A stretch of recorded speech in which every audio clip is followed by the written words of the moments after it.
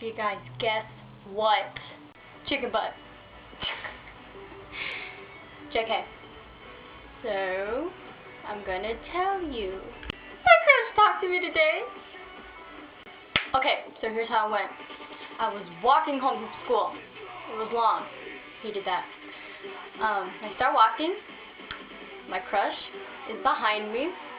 I get really nervous, so I start walking really fast. So when I cross the road, I see my crush. I stare at him for a while. He stares at me for a while. Then he waves. I'm like, oh my god. And you know, so yeah. And when I got to a light, my crush was behind me. I turned around. He was staring at me. He said, hi. And I'm like, hi. And so he's all like, don't be shy. Then I'm all like, okay. So yeah, that was practically the best day of my life. No hate comments. Well, if you want to, go ahead. I don't really care.